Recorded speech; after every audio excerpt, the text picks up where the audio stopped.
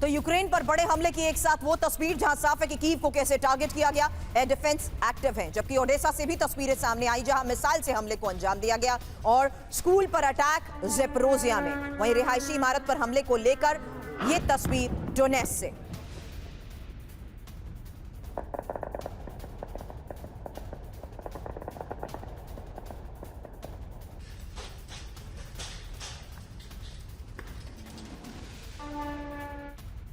और रूस का न्यूक्लियर केपेबल बॉम्बर से अटैक, 12 से ज्यादा स्ट्रैटेजिक बॉम्बर से यूक्रेन पर बमबारी, जहां कैलिबर मिसाइल सैकड़ों ड्रोन से 5 तरफ से अटैक हुआ। Tu-95, Tu-22, Tu-160 और MiG-31K से एयर स्ट्राइक को लेकर यह खबर।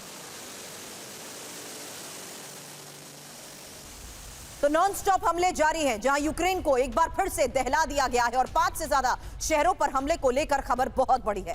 Kyiv, Odesa main target. वहीं बैलिस्टिक और क्रूज मिसाइल से हमलों की यह तस्वीर आपके सामने रखी। हालांकि सैकड़ों शाहे ड्रोन से अटैक हुआ है। 6 Tu-95MS, 5 Tu-22M3, 1 Tu-160 और 4 MiG-31K से हमला हुआ है। हालांकि 4 क्रूज मिसाइल कैरियर से हुआ अटैक, यही एक और सबसे बड़ी खबर सामने आई है। विनोद ऑगस्टीन सर, किस स्ट्रैटेजी के तहत, ये सवाल मैंने इसीलिए किया था सबसे पहले दत्ता सर से कि आखिर ये टाइमिंग इंपॉर्टेंट हो जाती है। क्या अब रूस बहुत हद तक यूक्रेन पर कब्जा कर चुका है? क्या वो बफर जोन की जो पहले खबरें आती थी, क्या उसे एग्जीक्यूट किया जा रहा है सर?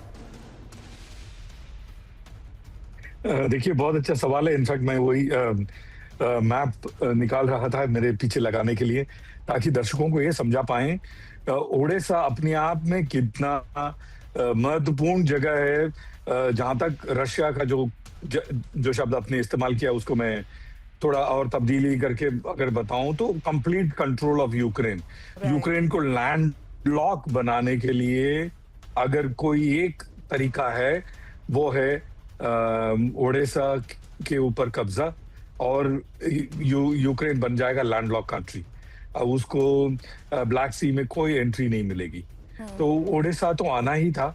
2 साल पहले से हम इसकी अनुमान लगा रहे थे, लेकिन ओडेसा पे जो अटैक है वो हो सकता है एक संपूर्ण अटैक के तौर पे या फिर कंप्लीट कब्जे के तौर पे देखा जाएगा। ओडेसा के बाद मेरा अनुमान है, हो सकता है कि पीस टॉक ज़ेलेंस्की की तरफ से शुरू हो जाए, क्योंकि उसके बाद ज़ेलेंस्की के पास कुछ बचा नहीं रहेगा कोई कार्ड खेलने के लिए।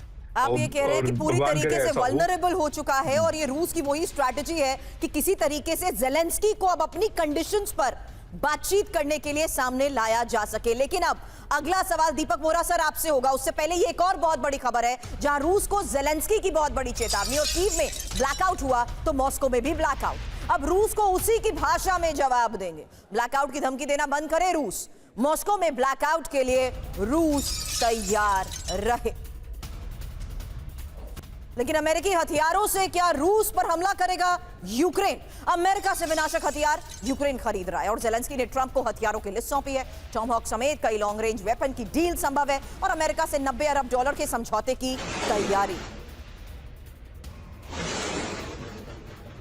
तो यूक्रेन को अमेरिकी हथियार, रूस पर प्रहार। खबर जानिए, जहां बढ़ते तनाव के बीच अमेरिका और यूक्रेन में डिफेंस डील की तैयारी को लेकर खबर बढ़ी है, और अमेरिका से ही $90 अरब का रक्षा समझौता यूक्रेन कर रहा है। ज़ेलेंस्की ने ट्रंप को लॉन्ग रेंज वेपन की लिस्ट सौंपी है। 3000 किलोमीटर रेंज की टॉमहॉक मिसाइलों पर समझौते को लेकर खबर। यूरोपीय देशों के फंड से हथियार यूक्रेन खरीद रहा है, और जरूरी और घातक हथियार जल्द लेने के लिए अमेरिका से डायरेक्ट डील भी।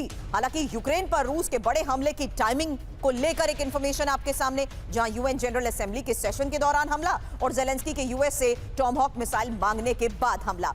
यही सवाल दीपक वोरा सर अब आपसे, क्योंकि ट्रंप के यूक्रेन युद्ध जीत सकता है वाले बयान के ही 48 घंटे बाद हमले को लेकर यह खबर है। यूरोप के यूक्रेन को और मिसाइल देने के फैसले के 72 घंटे बाद हमले को लेकर खबर, और यूरोप के कई देशों में संदिग्ध ड्रोन दिखने के बाद हो रहे हमले। Over to you sir. Thank you very much. बहुत अच्छा लगता है जब आपके साथ होता हूँ। शिकायत यह है कि 2 आउटस्टैंडिंग फौजियों को आप रखती हैं, मैं एम्बेसडर बीच में फंस जाता हूँ।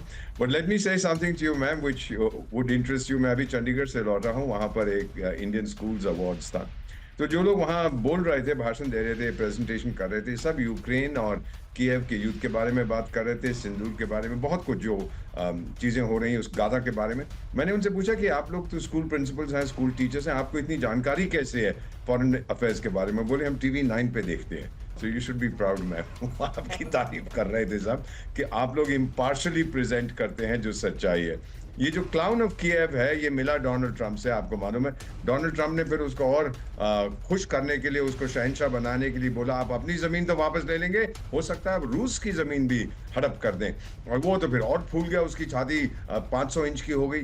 फिर उसने कहा डोनाल्ड ट्रंप ने कि जो मदद आपकी हम कर सकते हैं करूंगा। और फिर ज़ेलेंस्की साहब बोले कि $90 बिलियन जो आपने बताया, हम टोमाहॉक क्रूज मिसाइल्स लेंगे, कुछ ड्रोन्स लेंगे यूरोपियन पैसों से और अपने पैसों से, यूक्रेन के पैसों से। और अमेरिका पैसा नहीं दे रही है। बहुत सिग्निफिकेंट है कि मैं अब कोई पैसे नहीं दूंगा तेरे को, खरीद मुझसे कोई पैसे मत मिलेगा। और यूरोप के पैसे ला जो बेकार के लोग हैं और अपने पैसे खर्च। अब उसके पास पैसे कहाँ से हैं ये I think your guess is as good as mine. कहाँ से करप्शन के जरिए उसने पैसे इकट्ठे कर रखे हैं। सो मेरा मानना है कि जो उसका स्वागत हुआ है रूस से, रूस ने ये बता दिया टाइगर तू जितना जाना चाहता है ट्रंप के साथ, ब्रेकफास्ट खा, लंच खा, डिनर खा, रात के मिडनाइट स्नैक खा, जो खाना है खा, तू वापस आ और देख मैं तेरे लिए क्या कर सकता हूं। अब मेरा मानना है कि ज़ेलेंस्की उस लेवल पे पहुंच चुका है, वो सोच रहा है कि मेरा देश तो गया, बर्बाद हो गया, अब जो कुछ हो सकता है मैं भड़काता रहूं, करता रहूं। जब तक इंटरनेशनल मीडिया मुझको अटेंशन देता है मैं कुछ ना कुछ